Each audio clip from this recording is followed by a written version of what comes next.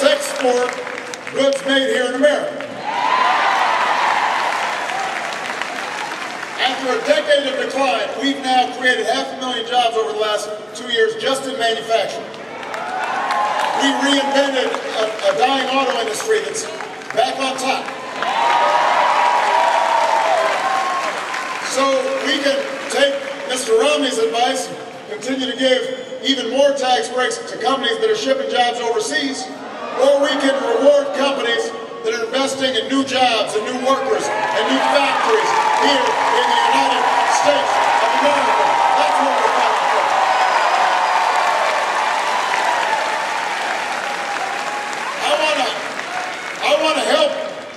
I want to help American factories and small businesses export more. We can create 1 million new manufacturing jobs in the next 4 years. You can make that happen. Second part of our plan, let's control our own energy. You know, after 30 years of inaction, we raised fuel standards so that by the middle of the next decade, your cars and trucks will go twice as far on the same gallon of gas. That's good for your pocketbook. It's good for the environment. We doubled our use of renewable energy, like wind and solar. Today, thousands of Americans have jobs building wind turbines, long-lasting batteries. And today, the United States is less dependent on foreign oil than any time in nearly 2 decades.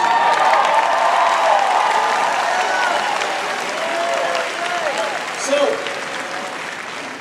you have a choice. We can build on that progress or we can reverse it, like my opponent recommends. I think he's wrong. Don't boo, vote. Unlike my opponent, I don't intend to let oil companies write our country's energy plan or endanger our coastlines. And I don't want them to keep collecting $4 billion of corporate welfare from our taxpayers. We've got a better path.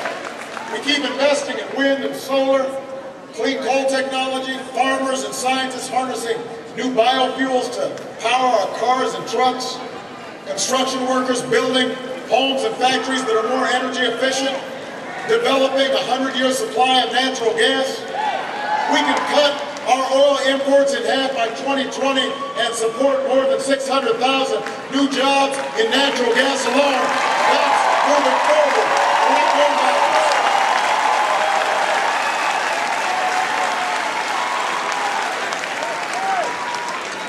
Third, we're going to build on the reforms we have initiated and make sure that Americans are getting the chance to get the skills they need to compete in this 21st century economy. You know, education was the key to opportunity for me, key to opportunity for Michelle, key to opportunity for many of you. It's the gateway to a middle-class life. And that's why, for the first time in a generation, we've pushed every state almost to answer our call to raise standards for teaching and learning. Some of the worst schools in the nation have made real gains in reading and math.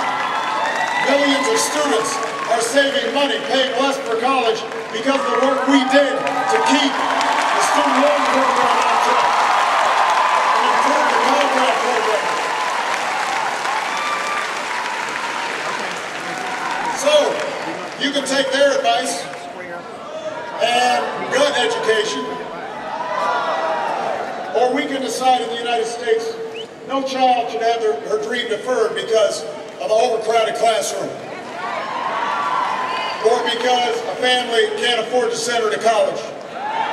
No company should have to look for a worker someplace else because they couldn't find the right skills for workers here in the United States. So, I need you to help me. Recruit 100,000 new math and science teachers. Improve early childhood education. Let's provide 2 million more workers the chance to learn skills at community colleges for jobs that are out there right now. And let's work with colleges and universities to lower tuition because it is not a luxury for young people, it is a necessity. That's what I mean when I say we need to move forward.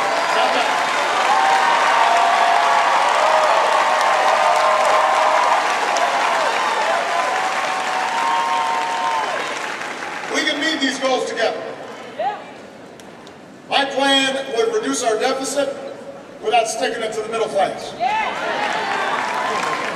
Independent analysis shows my plan would reduce our deficit by $4 trillion. We've got the math all done. You know, we've laid it out there. People have evaluated it. People have analyzed it. I've already worked with the Republicans in Congress to cut $1 trillion worth of spending, and I'm willing to do more with Republicans.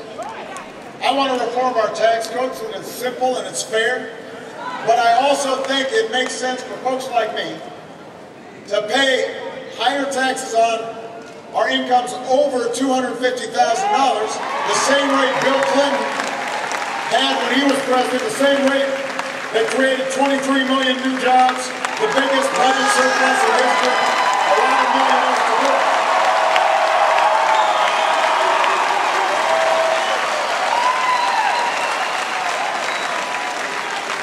Now, I guess my opponent has a plan, but there's one thing missing from it: arithmetic.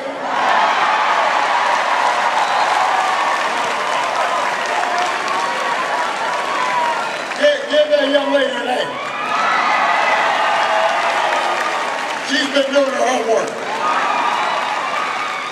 When Governor Romney and his allies in Congress say that the most important thing is to lower our deficit, and then he starts by calling for trillions of dollars more in new tax breaks for wealthy folks. You know, and they were asked about it today. They couldn't answer. They couldn't answer the question of how you already have deficits, you add $5 trillion of new tax cuts, $2 trillion in new defense spending, and somehow you're going to close the deficit without raising taxes on middle-class families. They did not take their arithmetic course. They need to talk to this young lady and get some tutoring.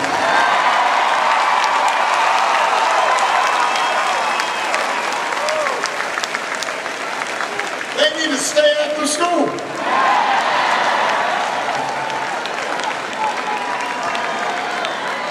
They need to get some extra study hall in there.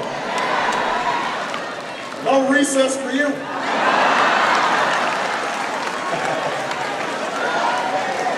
Look, I refuse to go along with a plan that asks middle-class families to give up their deductions for owning a home or raising their kids just to pay for another millionaire's tax cut.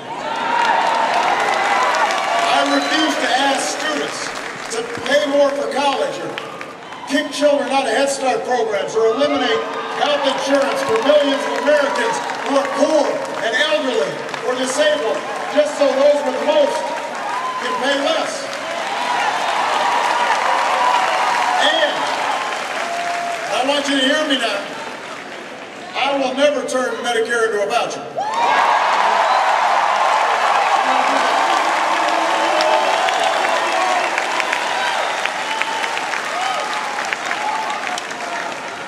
Here's what you need to know. I have strengthened Medicare. We've added years to the life of Medicare.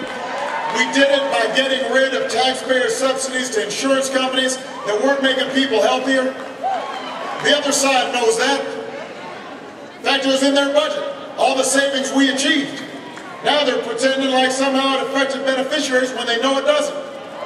We took that money that was going to the insurance companies, used part of it to help lower prescription drug costs for seniors, to offer free preventive care for seniors. We thought that was a good idea. They may think it's a bad idea, but I don't. They want to give the money back to the insurance companies, put them in charge of Medicare.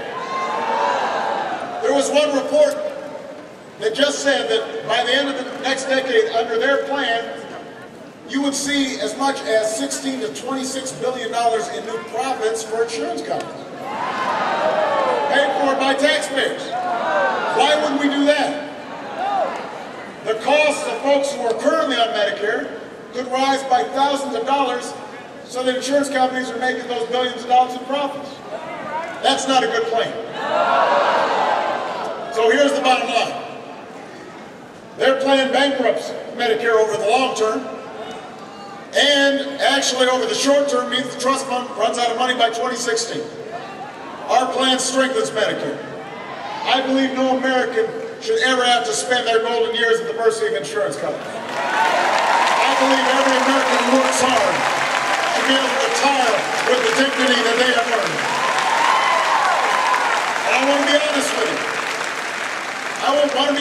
We're going to have to strengthen Medicare for the long haul, and that requires some reforms, but we'll do it by reforming the way that healthcare delivery system works, so that we're reducing the cost of healthcare, not by asking seniors to pay thousands of dollars more. And we're going to keep the promise of Social Security by taking the responsible steps to strengthen it, not by turning it over to Wall Street.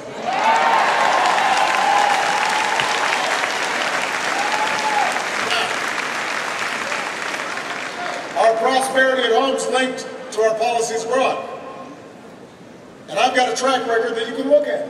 I said I'd end the war in Iraq, I did. I said we'd begin bringing troops home from Afghanistan, and we are.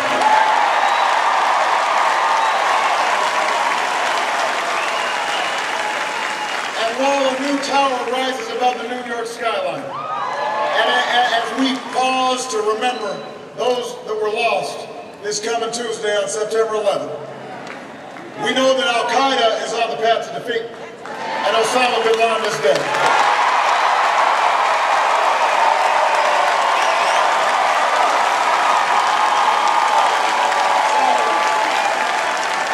So we've got a track record that you can look at. And as long as I'm Commander-in-Chief, we will sustain the strongest military the world has ever known. Our troops, when they take off those uniforms, we will serve them as well as they've served us, because they should have to fight for a job.